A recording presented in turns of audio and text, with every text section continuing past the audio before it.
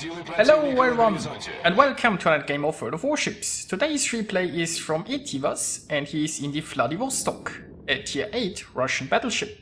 He's on the map north in a 3-point domination game. It's a top tier game, so that's nice. There is no carrier.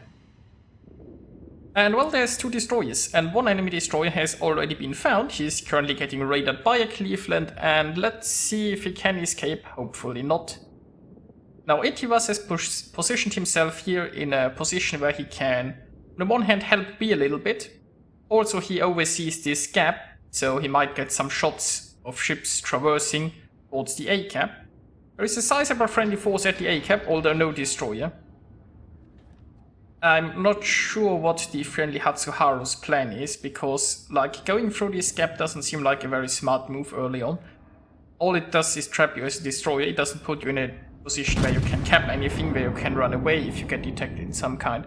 And oh look, broadside New Orleans, godlike dispersion, and that well, that would be 1 less cruiser.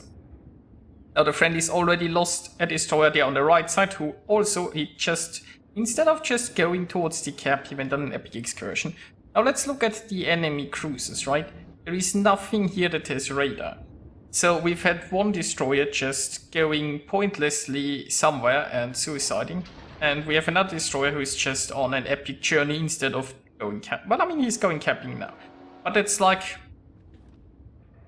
whatever. Now, meanwhile, Etivaz here has realized that there seems to be nothing in this gap. I mean, he fired his guns before, nothing here fired back at him. And he might be able to shoot that perf here, that would be nice.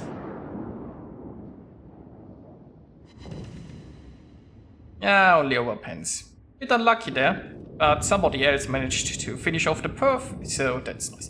So the enemy team has a heavy presence on the zone wall, which is completely irrelevant. Well, I mean, they managed to sink a friendly destroyer because he made some mistakes, but you know, other than that, those enemies aren't currently a threat to anyone. Which is nice, it allows the friendlies a little bit of time to clean up the left flank.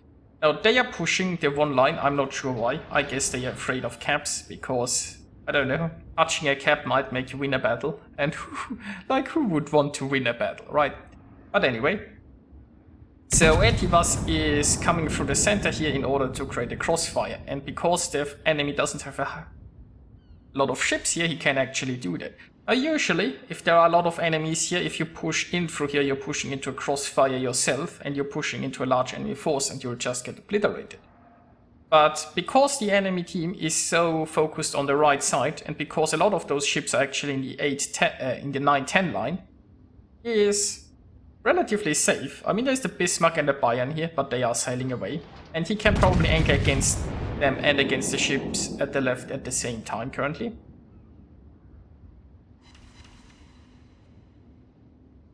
But that poor Vladivostok there is caught pretty broadside. Now there's a Kutuzov around inside the smoke screen, no surprise there.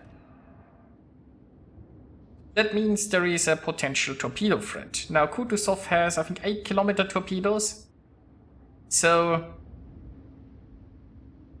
something to watch out for. Now that Vladivostok is, well, I mean, probably getting citadel soon. So Kutuzov's still a little bit outside of torpedo range, but he's sailing closer so that Kutuzov could realistically torp him there. Definitely something to keep in mind. So I think he's slightly turning away because of that. Going broadside to a Kutuzov is not that dramatic, I suppose. But it's probably better than getting citadeled. Not to mention that the Kutuzov isn't even aiming at him. So far we haven't seen much from the Nagato seems to be just sitting there. Is that Nagato AFK? Guess we will find out. More importantly, there is a Kutuzov to take care of, and yeah, Etivaz was waiting. He was hoping the Kutuzov would go full burn. It didn't. Now there are the torps, but looks like the torps are easily dodged. And, well, more overpens. Of course, why not? Now the Nagato here.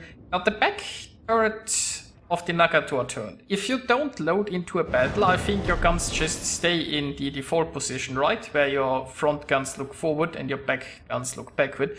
But the back guns here are turned, so either I'm mistaken or it means that the Nagato at one point did load into the battle. Well, I don't know. I mean, for all we know, he had internet troubles or whatever, but he seems to be pretty AFK currently, so... Okay. That Nagato isn't a threat to anyone. So Etivaz is already turning away here, obviously unconcerned, showing his broadsides to an AFK ship. And, well, the enemy team, meanwhile, has taken firm control of the right side of the map, but that's not very helpful to them, because they are still one cap behind. And ship-wise, well, ship-wise it's... Well, I mean, the friendlies should be ahead once they sink this Nagato.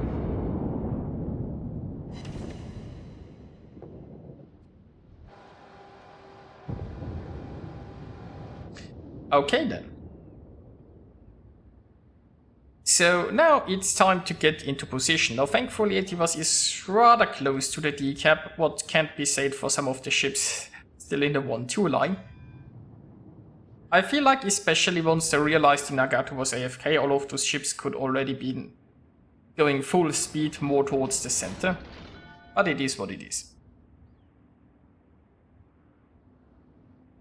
Right now, no good targets to shoot at, just a heavily angled Bayern. That's almost in range.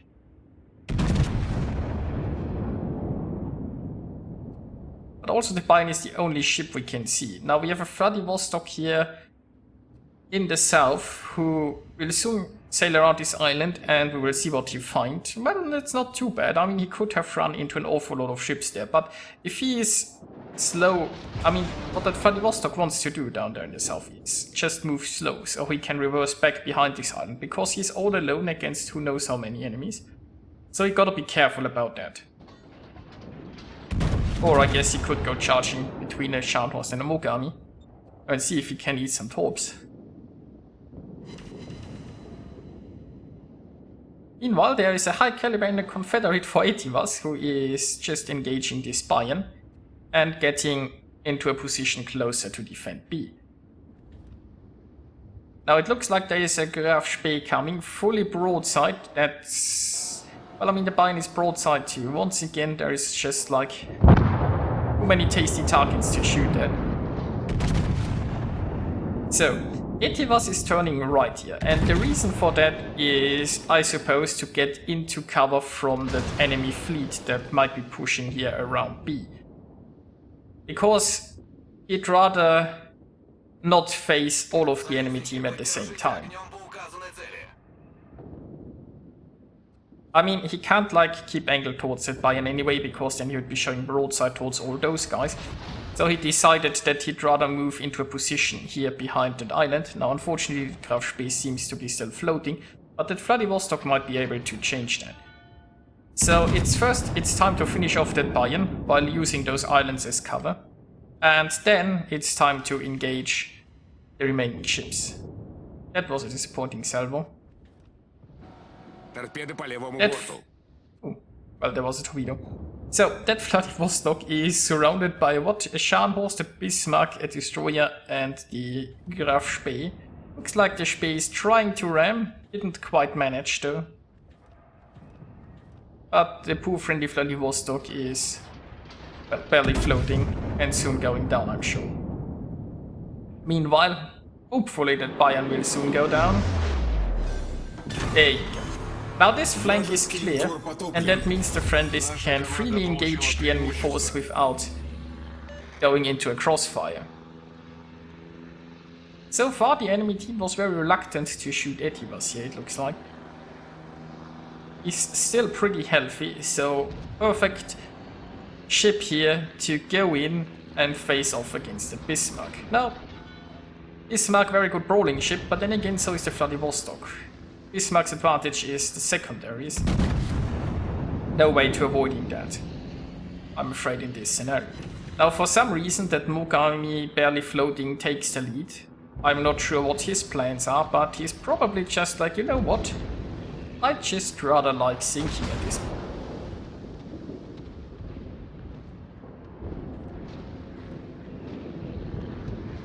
And it looks like now both forces are going to meet. We have the friendlies here in the north and all the enemies here to the south. But broadside Scharnhorst and the Mogami, that's a nice treat, but they are already sailing away. So that's interesting, right? Enemy top tier battleship Bismarck Brawler is charging in here, tanking for his team and trying to do what Bismarcks do best. And his support ships are like, nah, we might actually win this game if we do that. Like, who would wanna win a battle, right? So, like, all of the enemy support that was actually with the Bismarck, they were all in positions to shoot and to help. And they all just sailed behind an island where they couldn't do anything. Meanwhile, the friendly forces are all here, though. Now, Etivaz is reversing here, probably for two reasons. One, he wants to keep his distance to the Bismarck, so he isn't getting rammed. And second, he wants to keep this island between him and the Scharnhorst and the Mogami, because, like, and he might be reversing a bit too much, because he's found himself the enemy destroyer. Who, interestingly enough, was beached here. I'm not sure why. Because, like, I don't think this guy was engaging anyone even. But anyway, so obviously Etivaz is going forward again. And hey, look at that. It looks like the enemies returned just in time to see the Bismarck sink. Yeah, now the Mogami is back. Like, once, as long as the Bismarck was spotting for him and fighting and tanking for him, the Mogami was not interested. Now that the Bismarck is gone, the Mogami is like, you know what? I guess it's my turn to sink. I don't know. So, we can see the Scharnhorst, who is going over there to Cap A, it looks like. Not sure if that will be very helpful. And see that destroyer once more. Can this salvo sink him? No, but decent amount of damage. I'm not sure what's with this destroyer and this island. Maybe it was just a love match. It just wanted to cuddle in peace. So, meanwhile, I'm not sure where the friendly Graf Spee is going. I mean, if he wants to cap C, I wouldn't be that opposed to the idea, but he is sailing awfully far north for that. Like, yeah, I've no idea what it is. Maybe it's just like, I don't know, we're winning anyway, so I'm going towards a fishing trip now. Meanwhile, Scharnhorst and Cleveland are still around here. Now there is 5 minutes left and the enemies are flipping yay. So would that be enough for the enemy team to win by points? I'm not really sure. But I mean, the friendlies are in good shape, so they can certainly engage some enemies here. Now of course the friendlies don't have a destroyer and the enemies do. But like, French are not the most sneaky ones. He's detected, so I guess that's the... No, wait, that might be the Mogami spotting him, not the destroyer.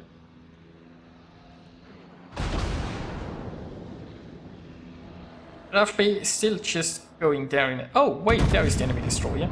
So, the enemy destroyer really didn't like that they... Like, the enemy team, I would say they still had a chance, so the idea was like, you know what? Let's sail in front of a spotted ship in full detection range with barely any health and see what happens. It's just so nice if the enemy team cooperates, isn't it? So, what do we have here? Well, that Scharnhorst is finally ready to fight, maybe, not sure. So he's taken the A cap and it looks like he's coming this way. Now, the enemy team will have trouble winning this at this point, although it's not... I guess it's not impossible, right? They do have 2 caps and they could potentially sink Etivaz here, I guess. Not sure how healthy... Let's take a look around. We have the Graf Spee at half health, but too far away to engage anyone. Oh, Scharnhorst is still pretty healthy, so is the Cleveland. I mean, if the Scharnhorst gets some very good salvos against that Cleveland, it's a potential. And I don't know, the Mogami could at long range try to burn down Etivaz. So it's not hopeless for the enemy team, it looks very bad for them. I guess there is also the possibility of either the Mogami or the Scharnhorst torpedoing someone. Now the Mogami is too far away for that currently, but there is some potential for the Scharnhorst. He'd need to like sink the Cleveland, then come around this corner and torpedo Etivaz. Obviously that would need Etivaz cooperation. And I don't think, he doesn't look like he's in the mood to get torped, if you ask me. So Scharnhorst is mostly just getting burned down by Cleveland right now. And you see Etivaz, he is like, well, let's not sail into torpedo range, so he's already turning away. Salvo against the full broadside Scharnhorst. I mean, he's broadside himself, but the Scharnhorst isn't paying any attention. Or maybe he is. Or were those secondaries? Like, I never saw... Then again, come to think of it, does he even have the skill that he sees who is targeting him? Good question. I haven't paid that much attention, I suppose. Maybe I should have. So anyway, I mean, Scharnhorst doesn't have the most scary guns in the world, to be honest. Still, should probably respect. Anyway, Scharnhorst is, well, getting pretty low. Cleveland still happily farming that Scharnhorst with some shots on the way, and so I guess that was, I don't know, displaying rage, displaying whatever feeling that what he was doing just with his camera. But, you know, it doesn't really matter, right? The Graf Spears finally arrived at the sea cap, so the friendlies will have more caps. It's only 1.5 minutes left and there's no way to lose this battle at this point. So all that remains to be seen is who can sink this Mogami, or will the Mogami survive?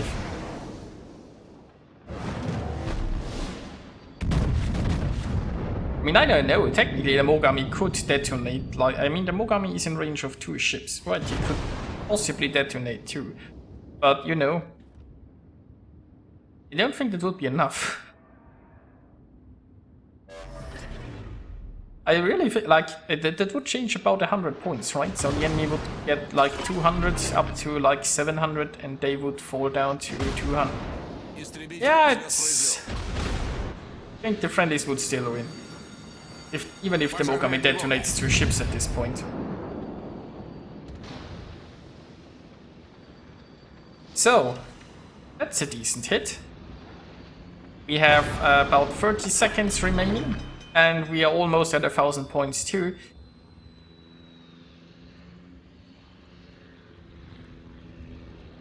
Mogami giving that little bit more broadside. I mean, at this point the Mogami really shouldn't care if he sinks or not. Honestly, the Mogami could have just tried to get a bit closer and get some torps off too.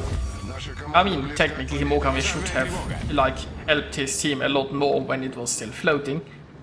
And when they were fighting for the B cap earlier. But anyway, those are the last shells probably of the battle, and there is the win. Here we are with the results. Etivaz earned himself 3000 base experience. Nice and round number there. But the Kraken just managed to escape him, and his teammate as well, it looks like. No Krakens were unleashed this day, but he still achieved a Confederate, a devastating strike, a fireproof, a dreadnought, and a high caliber, scoring 271,000 points of damage. So, pretty nice battle. I hope you enjoyed watching it, and I'll see you guys next time.